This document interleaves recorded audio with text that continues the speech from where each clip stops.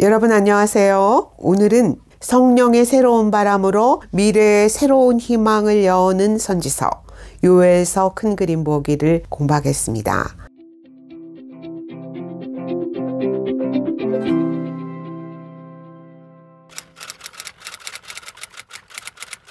요엘은 하나님의 영의 선지자로 불리기도 하는데요. 그가 하나님의 영을 말한 유일한 선지자라는 의미가 아니라 모든 만민에게 구별 없이 부어주시는 새로운 영의 시대를 파격적으로 예언했던 선지자라는 점에서 그렇습니다. 그래서 그의 예언은 이후 신약성경의 저자들에게 아주 중요한 영향을 끼칩니다. 그 대표적인 예가 사도행전 2장이 기록하는 베드로의 오순절 성령 강림 해석설교죠. 베드로는 오순절에 임한 성령 사건의 기이한 현상을 보고 저들이 세술에 취했다라고 조롱하는 사람들에게 아니다. 이는 술 취한 게 아니라 하나님이 선지자 요엘을 통해서 말씀하신 것이 성취된 것이다 라고 선포하면서 요엘서 2장 28절부터 32절의 말씀을 그대로 인용합니다. 반면 바울은 로마서에서 누구든지 주의 이름을 부르는 자는 구원을 받으리라 라는 요엘의 예언을 인용해서 유대인이나 이방인이나 차별 없이 구원을 받는 은혜의 복음을 선포하죠. 요엘서는 소선지서의 두 번째 책으로 아모스서 바로 앞에 배열되어 있죠. 연대기적 배열이라기보다는 이 두 책이 지진이나 메뚜기 재앙, 여호와의 날 같은 특이한 주제를 서로 공유하고 있다는 점에서 두 책을 서로 묶어놓은 것 같습니다. 선지자 요엘은 부두엘의 아들이라는 것 외에는 알려진 것이 없습니다. 그러나 이전 선지서의 성경 구절이나 전승을 여러 곳에서 인용하거나 반영하는 것으로 볼 때 그는 자신보다 앞서 활동했던 선지자들의 예언을 깊이 연구했던 것 같습니다.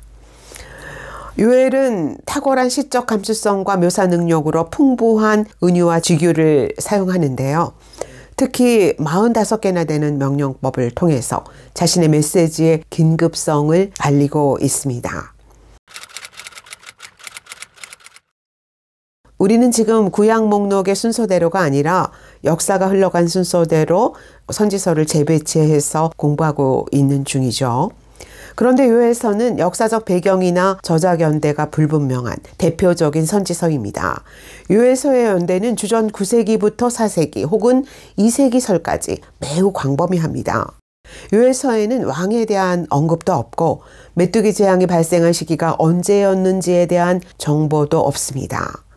그러나 사로잡힌 자들에 대한 언급이라든가 유다의 멸망 때 에돔이 행한 포악을 지적하는 듯한 언급 또는 왕에 대한 언급이 없는 대신 포로기 이후 유다 공동체를 이끌었던 제사장직이 강조되고 있다는 점 등에서 보편적으로 포로기 이후설이 지지를 받고 있습니다.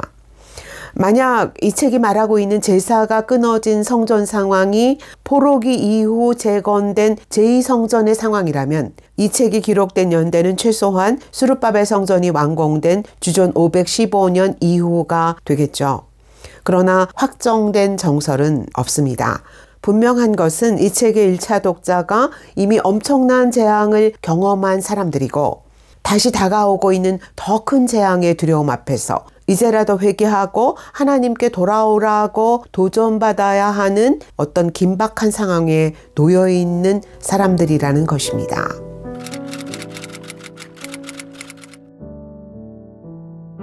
요엘서를 흘러가는 가장 주도적인 주제는 단연 여호와의 날입니다. 요엘의 모든 예언은 여호와의 날이라는 한 가지 테마에 집중되어 있습니다. 이 테마가 요엘의 예언을 주도하는 엔진이에요. 아모스는 여호와의 날이라는 기존의 개념을 거꾸로 뒤집어서 선포했던 최초의 선지자죠. 그는 여호와의 날을 하나님이 자기들의 대적을 심판하시는 구원의 날이라고 생각하며 고대하고 있던 사람들에게 그날은 어둠이요 빛이 아니다. 그날은 구원의 날이 아니라 어둡고 캄캄한 심판의 날로 임한다 라고 찬물을 끼얹었습니다. 요엘은 그 어둡고 캄캄한 여호와의 날을 메뚜기 재앙이라는 자연재해와 연결시켜서 선포합니다. 너희가 겪은 그 참혹한 메뚜기 재앙이 바로 현재 너희에게 임한 여호와의 날이다 라고 말하고 있는 것이죠. 그러나 그들이 경험한 그 무시무시한 메뚜기 재앙은 다가오고 있는 더 크고 두려운 여호와의 날을 예표하는 전조에 불과합니다. 요엘은 경고의 나팔을 울리면서 더 강하고 잔인한 군대로 다가오고 있는 더 어둡고 캄캄한 여호와의 날을 예고합니다. 요엘서의 첫 단락은 이 두 개의 여호와의 날을 중심으로 여호와께 돌아옴이라는 또 다른 주제를 강조하면서 탄식하고 금식하며 회개하라 라는 선지자의 외침이 중심을 이루고 있습니다. 두 번째 단락은 백성의 돌아옴과 하나님이 그 백성의 회개의 기도를 들으셨음을 전제로 선포되는 회복과 구원의 메시지입니다. 그 회복의 절정에서 만민에게 구별 없이 성령을 부어주실 것이라는 예언이 선포되는 것이죠. 이제 요엘서 전체 본문을 스케치해 보겠습니다. 요엘서는 황폐해진 자연의 신음소리에 귀를 기울이라 라는 명령으로 시작됩니다. 그들은 역사상 전무후무한 너무나 충격적이고 두려운 메뚜기 떼의 습격을 4번이나 연거푸 받았습니다. 팥중이가 남긴 것을 메뚜기가 먹고, 메뚜기가 남긴 것을 느치가 먹고, 느치가 남긴 것을 황충이 먹는 엄청난 재앙으로 그들의 땅은 푸르름이 사라지고 모든 소산이 끊어져서 사람의 즐거움이 말라버린 황무지가 되었습니다.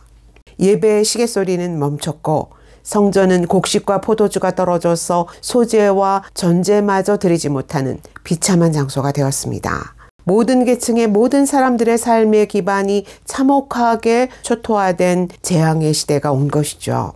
그러나 이 재앙은 단순히 경제적인 타격으로만 대처해야 할 천재지변이 아닙니다. 그들은 이 메뚜기 재앙이 예고하는 여호와의 경고를 들어야 하고 다가오고 있는 더 크고 두려운 여호와의 날을 대비해야 합니다. 요엘은 국가적인 성회를 소집하고 밤새도록 성전을 떠나지 말며 여호와 앞에서 깨어 슬피 울라라고 명령합니다. 이 장은 임박한 여호와의 날을 경고하는 요란한 나팔소리로 시작됩니다.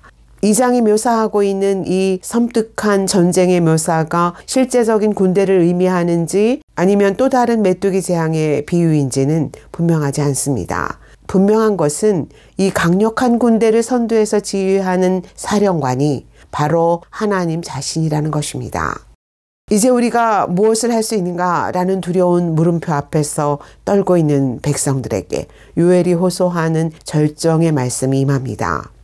여호와의 말씀에 너희는 이제라도 금식하고 울며 애통하고 마음을 다하여 내게로 돌아오라 하셨나니 너희는 옷을 찢지 말고 마음을 찢고 너희 하나님 여호와께로 돌아올지어다.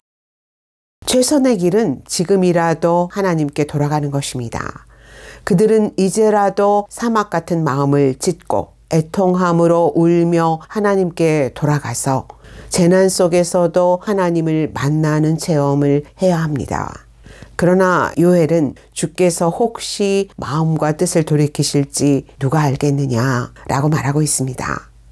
은혜는 하나님의 성품에 근거한 혹시라는 희망이지 당연히가 아니다.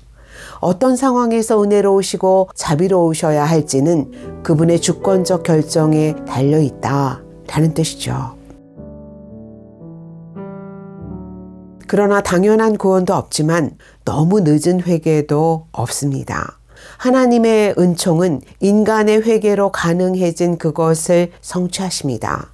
요엘은 인간의 돌이킴과 하나님의 돌이키심 사이의 아름다운 연합을 이렇게 선포합니다. 그때 여호와께서 자기 땅을 위하여 중심이 뜨거우시며 그 백성을 긍휼히 여기실 것이라. 이 말씀이 요엘서가 회복으로의 전환을 주도하는 중심 구절입니다. 이 하나님과 백성의 관계의 회복을 전제로 그들의 돌아옴에 응답하시는 두 가지의 축복과 회복의 메시지가 선포되기 시작합니다. 하나는 메뚜기 떼가 갉아먹은 횟수대로 그들이 잃어버린 모든 것을 갚아주시는 현세적인 축복이고, 다른 하나는 하나님이 만국을 최후 심판하시는 그날에 그들이 얻게 될 최후 승리의 축복입니다.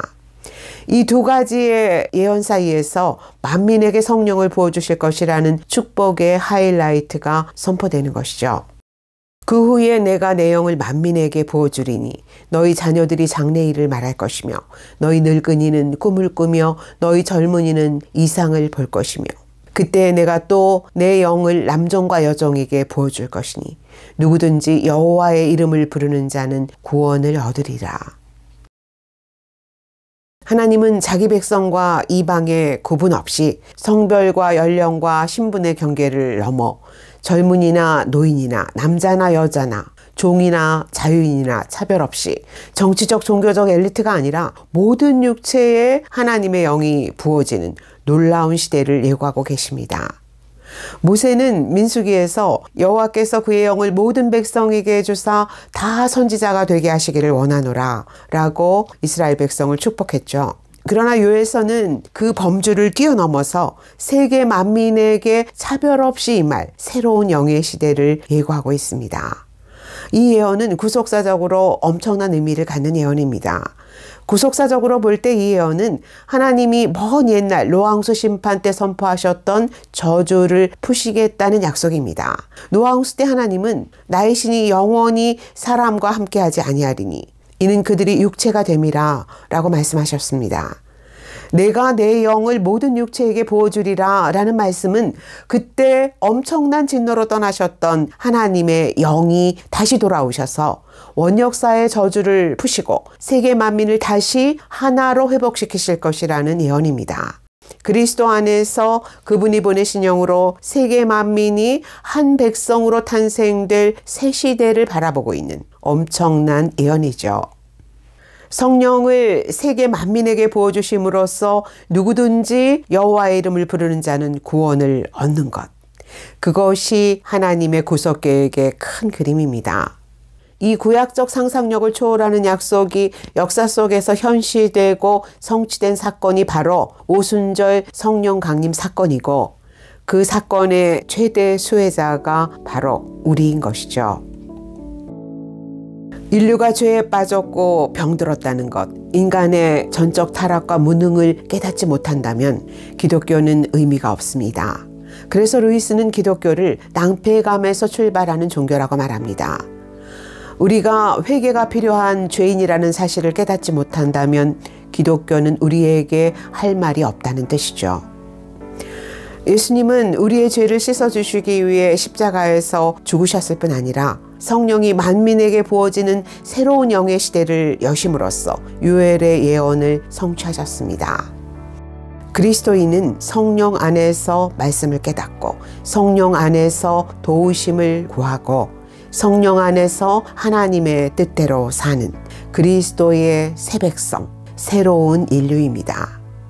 성령은 용서받을 일도 회개할 일도 없는 사람들이 아니라 자신의 죄성과 무능을 깨닫는 낭패감으로 마음을 찢는 사람들 안에 거하기를 기뻐하십니다.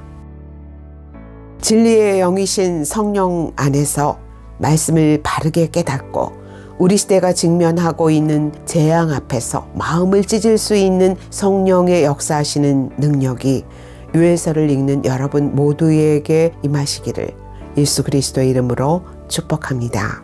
할렐루야.